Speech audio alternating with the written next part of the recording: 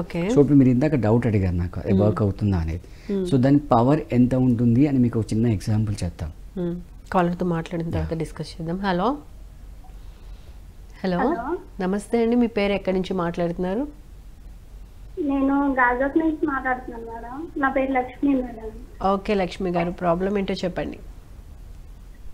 నాకు ఒక 8 సంవత్సరాల క్రితం సరిగా నిద్ర పట్టేది కాదు మేడం. ఓకే. అంటే ఒక 8 సంవత్సరాల పాటు అలాగా ప్రాబ్లం అలా పడ్డాను మేడం. తర్వాత వచ్చి ఉన్నట్టుండి చీకటి అయిపోయి మొత్తం అంతా చీకటి అయిపోయినట్టు, బల్బు ఆగిపోతే అలాగైపోద్ది అలాగ అయిపోయినట్టు పడిపోయేదండి మేడం. ఓకే. పడిపోయిన తర్వాత అలా ఆ ప్రాబ్లం వచ్చిందని టౌన్ తీసుకెళ్లారు మేడం. విజయ మెడికల్ లో బ్రెయిన్ కి స్కానింగ్ ఏదో పెద్ద స్కానింగ్ తీయించారు. ఓకే.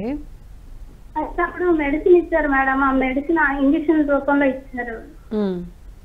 అవి వాడాక కొంచెం బెటర్ అనిపించింది. ఒక 4 నెలలు మళ్ళీ మామూలు అయిపోయింది మేడం. ఓకే. ఇప్పుడు ఏంటండి ప్రాబ్లం? ఇప్పుడు మేడం నాకు సరిగా కనిపించట్లేదు మేడం. చిన్న అక్షరాలు అస్సలు కనిపించట్లేదు. కళ్ళద్దాలు లేకుండా చూడలేకపోతున్నాను అసలు. ఓకే. అప్పుడప్పుడు కొంచెం తిరుగుతుంది మేడం.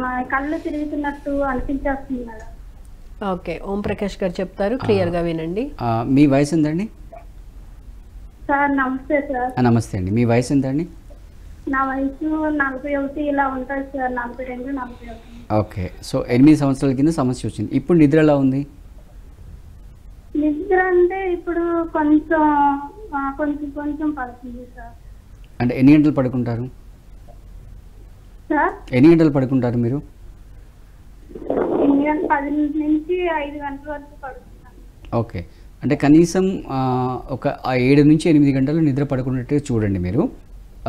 సో ఇందాక తను చెప్పినట్టుగా ఇంకొక మెయిన్ ఇంపార్టెంట్ ఏంటంటే నిద్ర కూడా చాలా ఇంపార్టెంట్, రైట్?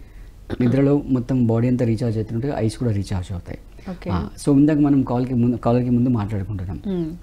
మీరేమన్నారు, అన్ని వేళల్లో ఆ లాలాజలం ఎఫెక్ట్ అవుతుందా లేదా అని. సో దానికి చిన్న ఎగ్జాంపుల్ చెప్తాను. సో మీరు మీ కళ్ళలో పెట్టుకుంటారు కదా, ఇంకో 2 డ్రాప్స్ తీసేసుకొని ఒక చీమ ఏదన్నా వెళ్తుంటే దాని మీద వేయండి. ఓకే. అది ఆన్ ద స్పాట్లో చనిపోతుంది. ఓకే. ఆన్ ద స్పాట్లో చనిపోతుంది. అండ్ అది దానికి హార్మ్ఫుల్, బట్ మనకి యూస్ఫుల్. ఓకే. సో అందులో అంత పవర్ఫుల్ కెమికల్స్ అనేవి తయారవుతాయి అన్నమాట.